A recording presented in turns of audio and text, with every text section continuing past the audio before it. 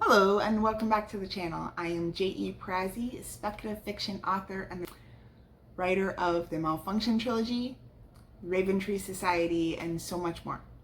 So I'm here today to continue my series on the Malfunction Trilogy. I hope you guys have been enjoying it.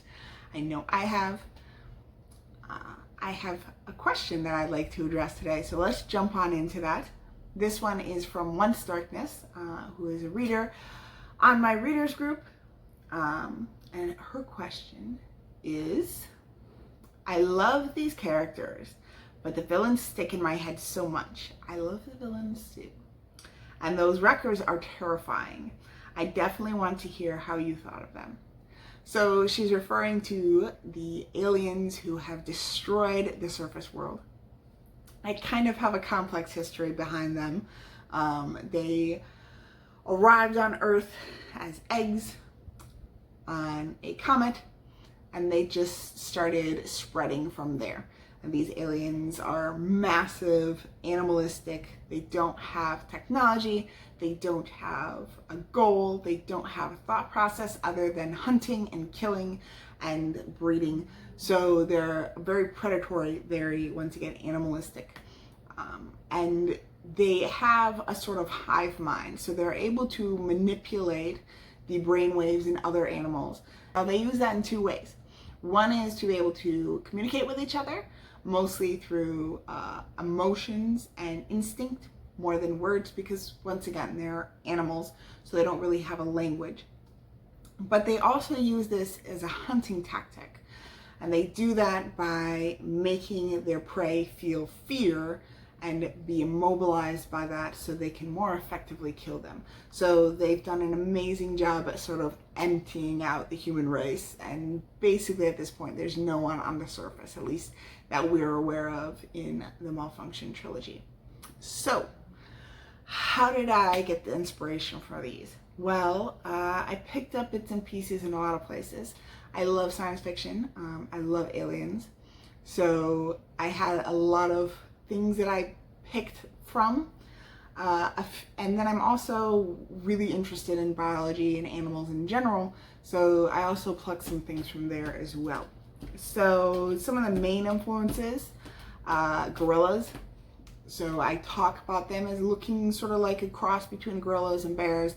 They have 6 legs instead of 4, so 4 that they use for their legs, 2 that they more use for running on, and then 2 that they grab things with. Although they can use all 4 of their front arms to grab it. And then those front arms also have claws that come out of their wrists to be able to disembowel their prey. So we're talking kind of like Velociraptor here, which is a little bit of my inspiration.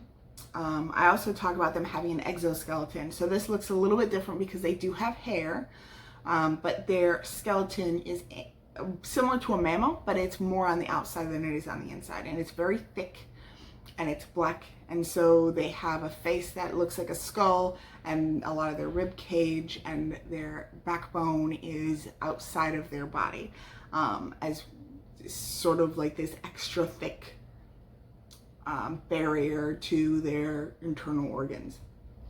And then I've also pulled inspiration for the gorillas for their teeth. If you've ever seen a gorilla roaring, like, they're really terrifying. I almost feel like a gorilla's mouth and teeth are as scary, if not more scary, than a leopard or a lion, and their roar is terrifying. So I pulled that inspiration in as well, but I plucked a bit from moray eels. So if you've ever seen the meme, if it's got 2 sets of jaws, something, it's a moray. No, I did not quite it perfectly. But moray eels have a second set of jaws inside their first set of jaws that kind of like come out and grab their prey and pull back in. So I do have a second set of jaws inside the first set of jaws that they use to kind of stabilize and tear chunks off of their prey as they have their first set of jaws. And then there are also They also pull some inspiration from some pack animals, so mostly more from bees and insects, because the female is the alpha and she is also the only breeder of the group.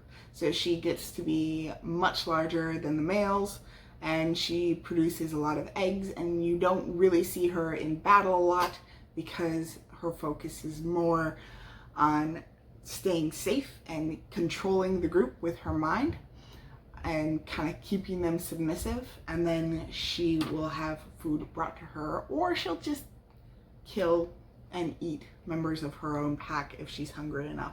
So don't mess with the hangry women. But yeah, so there is a lot of inspiration from a lot of different places, some from science fiction, but a lot of it I pulled out of like real animals and biology. And so yeah, that is the Wreckers. I hope you guys enjoyed learning about this aspect of the Malfunction trilogy. If you have any questions about the series, about the characters, anything like that, go ahead and leave those questions below. I'm very happy to answer them. If you want more on the Malfunction trilogy, be sure to check out the channel. If you look around a little bit, I have an audiobook on here of a short story in the universe.